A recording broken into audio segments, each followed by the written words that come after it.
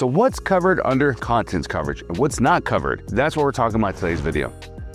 Hi, I'm Chris with the Flood Insurance Guru, and I want to welcome you back to the Flood Insurance Guru channel. Today we're talking about contents coverage. So I bought a house just like this in a high-risk flood zone more than a decade ago, and I almost lost that house because of high premiums and wrong information I was given by my insurance agent. That's why I've spent more than a decade helping homeowners and potential homeowners like yourself understand contents coverage on a flood insurance policy so you don't have to go through what I went through. So today let's talk about this. What's covered, what's not covered by contents coverage. First of all, when we talk about contents coverage, we've got to understand what it is we're talking about. So we've got to talk about things here that are not physically attached to the building. Remember in one of our other videos, and you can click up here in the corner if you didn't watch it, where we talk about building coverage, what's covered, what's not covered there. But we're talking about contents coverage, we're talking about your personal belongings, things like couches, not built-in appliances, and these different types of things. Think about this. If you were to dump your house upside down and things fell out, that would be your contents coverage. So let's talk about what's covered here. It's gonna be your personal belongings that are inside the structure. If you've got your personal belongings like a lawnmower sitting outside, that's not gonna be covered. Now, one of the big things to understand is that the National Flood Insurance Program does not offer replacement costs on your contents. This means that you've got a TV that gets destroyed, you're getting the money of what it would cost to replace it 10 years ago.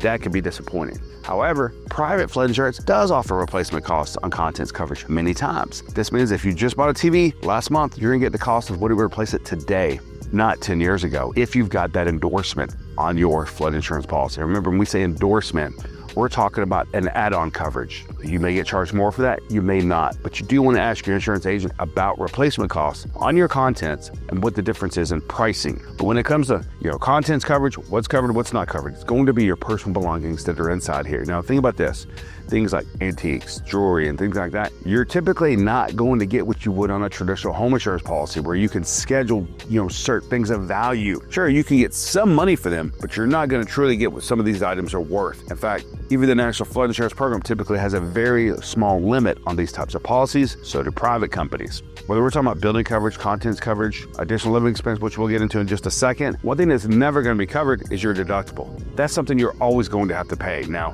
they may take it out of the check that they send you, but you're still going to be responsible for paying that when you go to file that claim. So when you go to file that claim, you want to think about, hey, what's my deductible? Do I have a $5,000 deductible here? Does it make sense to file the deductible? In the video right here in the corner, you can even click and check out our video that we made on does it make sense filing a claim in our entire playlist on going through that claims process to help you better understand the flood insurance claims process. Now that you have a good understanding of what's covered by contents coverage, what's not, how much contents coverage do you need? You heard us talk about replacement costs in one of our other videos in building, but a lot of people, when it comes to contents coverage, aren't sure where to start. We recommend if you can get it up to 50% of your contents coverage, of your building coverage as your contents. So if you're covering a $200,000 home, you may want $100,000 in contents coverage. If it's a primary residence, if it's a secondary property or an investment property, you may only want 25%. But I will tell you this, depending on your contents coverage, we do see this impact flood insurance rates about 25 to 35% of the rate. This means that if you have a $10,000 rate, and I know that sounds high, contents coverage could impact up to $3,500. You want to think about that when deciding how much contents coverage do you need. Go through your home,